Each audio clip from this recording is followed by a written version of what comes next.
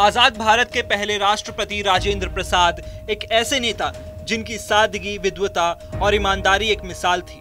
शनिवार 3 दिसंबर को राजेंद्र प्रसाद यानी राजेंद्र बाबू की जयंती के मौके पर देश के प्रधानमंत्री नरेंद्र मोदी से लेकर बिहार के मुख्यमंत्री नीतीश कुमार और उप मुख्यमंत्री तेजस्वी यादव तक ने श्रद्धांजलि अर्पित की। पीएम मोदी और तेजस्वी यादव ने ट्वीट के जरिए अपनी भावनाएं जाहिर की, तो नीतीश कुमार ने राजकीय समारोह में राजेंद्र चौक और राजेंद्र घाट समाधि स्थल पर उन्हें श्रद्धांजलि अर्पित की।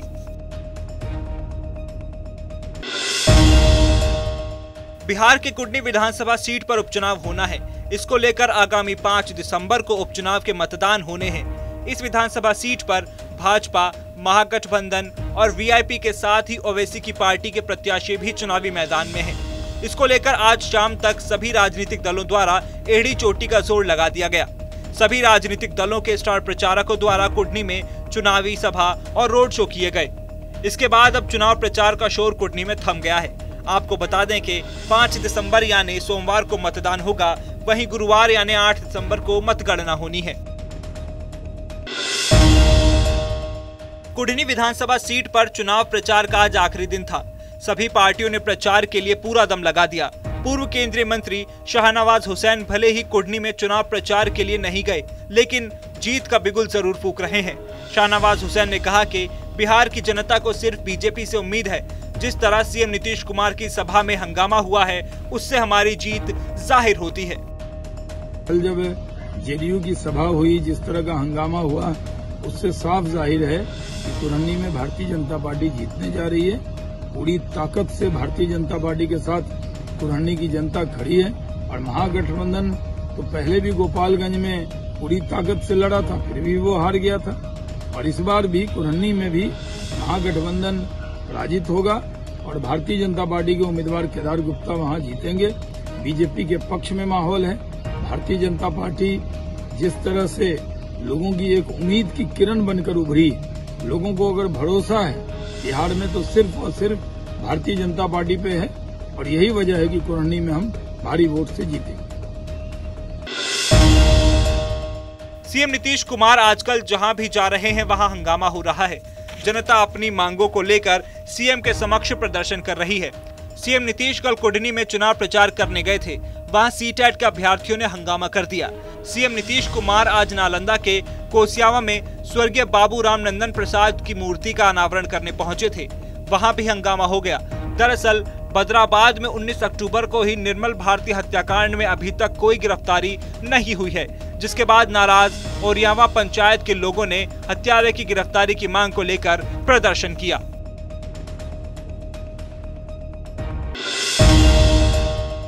बेगूसराय के सांसद और केंद्रीय मंत्री गिरिराज सिंह ने एक बार फिर सनातन धर्म की वकालत करते हुए बदरुद्दीन अजमल के विवादित बयान पर प्रहार किया है। दरअसल बदरुद्दीन अजमल ने विवादित बयान देते हुए कहा था कि पूर्व में हिंदुओं के द्वारा गैर कानूनी तरीके से कई पत्नियां रखी जाती थीं।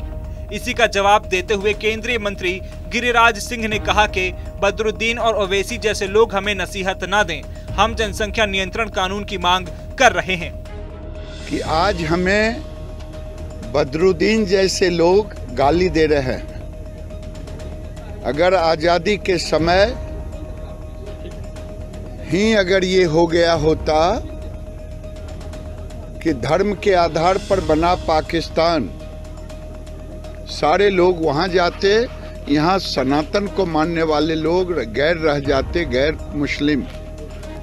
तो आज बदरुद्दीन और ओवैसी हमें गालियां नहीं देते। हम देश की नीतियों के साथ जनसंख्या नियंत्रण कानून की बात कर रहे हैं। तुम्हारी जुबान चाइना में नहीं खुल रहा है, जहां चाइना ने 1 चाइल्ड पॉलिसी लाया और मुसलमान को भी उसको मानना पड़ा। हम आज जनसंख्या नियंत्रण कानून की जब बात कर रहे हैं तो हमें नसीहत दे रहे हो। नसीहत नहीं चाहिए। हमारे पूर्वज सागर थे, महर्षि। कुढ़नी उपचुनाव के प्रचार का आज आखिरी दिन है। इसको लेकर एलजेपी रामविलास गुट के अध्यक्ष चिराग पासवान के साथ बीजेपी सांसद रवि किशन ने कुढ़नी में चुनावी जनसभा की। इससे पहले पटना पहुंचते ही रवि किशन ने मुख्यमंत्री नीतीश कुमार पर भी जमकर हमला बोला। रवि किशन ने कहा कि कुढ़नी में बीजेपी की जीत तय है। मुख्यमंत्री नीतीश कुमार ने जो गलती की है उसका खामियाजा पूरा बिहार भुगत रहा है। हम बिहार की माटी के जेकर हम ऋणी है, जे बिहार हमरा के सुपरस्टार बनौले, वो बिहार के माटी के हम गोड़ छू के पहले तो प्रणाम करें। उसके बाद हम जातनी उपचुनाव में, जहाँ पे भारतीय जनता पार्टी हमारे चिराग पासवान जी के जो समर्थन के साथ चुनाव लड़ रही, गुप्ता जी लड़ रहे हैं, वो सीट हम लोग जीत रहे हैं। मुहुआ में डाला, थोड़ा दूर रहा हो, तब हम लोग वो सीट जीत रहे हैं और जीत बड़ी आसानी से है। देखा कहा कि बिहार अब देख ले कि जब बिहार भारतीय जनता पार्टी के साथ नीतीश बाबू चलते थे तब का बिहार और अब के बिहार को बिहार ने देख लिया और बिहार की आंख खुल गई और अब पछता रहे हैं। और नीतीश बाबू जो गलती कही ना, वो नीतीश बाबू भी जान रहे हैं और बिहार उनकी गलती की सजा भुगत रहा है। बिहार में छापेमारी का सिलसिला अनवरत जारी है। विजिलेंस डिपार्टमेंट की टीम ने शुक्रवार की रात सूबे की राजधानी पटना में एक इंजीनियर के घर दबिश दी और जो सामने आया उसे देखकर सबकी आंखें खुली की खुली रह गईं। टीम ने बड़ी कार्रवाई करते हुए भवन निर्माण विभाग के सेंट्रल डिवीजन के एग्जीक्यूटिव इंजीनियर के घर पर छापा मारा और 1 करोड़ से ज्यादा का कैश बरामद किया। साथ ही लाखों रुपए की ज्वेलरी भी बरामद की। संजीत कुमार नाम से एग्जीक्यूटिव इंजीनियर को निगरानी टीम ने 2 लाख रुपया रिश्वत लेते हुए पकड़ा था, जिसके बाद पटना में इनके घर को खंगालना शुरू किया गया। पटना के गर्दनी बाग वाले घर पर निगरानी की टीम ने छापेमारी शुरू की तो हैरान रह गए। करोड़ों का कैश, लाखों के गहने, नोट इतने हो गए कि गिनने के लिए मशीन मंगवानी पड़ी। गहनों की कीमत करीब 27 लाख रुपए बताई जा रही है। मौके से कुछ बैंक पासबुक भी बरामद की गई हैं। राजधानी पटना में 6 नवंबर से लेकर 28 नवंबर तक बैक टू बैक 6 बड़ी लूट की घटनाओं को अपराधियों ने अंजाम दिया था, जिसमें 3 बड़ी आभूषण दुकानों को अपराधियों ने अपना निशाना बनाया था।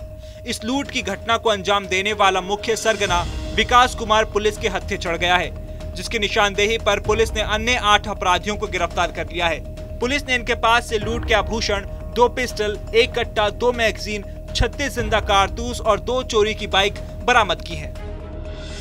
6 नवंबर से लेकर 28 नवंबर तक गर्दनीबाग और फुलवारी थाना क्षेत्र में तकरीबन 6 घटनाएं हुई, जिसमें 3 मेडिकल शॉप्स को और 3 ज्वेलरी शॉप्स को लूटा गया डकैती उन शॉप्स में। इसमें सबसे ज़्यादा चिंताजनक बात ये थी कि ये ग्रुप 6 तारीख को एक्टिवेट हुआ और हर दूसरे या तीसरे दिन एक ही अपराधशैली से घटनाओं को लगातार कारित कर रहा था और बैक टू बैक 6 घटनाएं सिर्फ 20 दिन के समय में इन लोगों ने कर दी थी। ये एक बहुत बड़ी चुनौती थी, क्योंकि इसकी ग्रुप की फ्रीक्वेंसी बहुत ज़्यादा थी और जो हम लोगों को सीसीटीवी फुटेज वगैरह जो हम लोगों ने देखे थे, ये बहुत ही डेस्परेट तरीके से दुकानों के अंदर घुसता था और दुकानदारों की जो ओनर्स थे उनकी मारपीट करता था और फिर जो भी कैश होता था काउंटर में और ज्वेलरी है उसको लेके जाता था।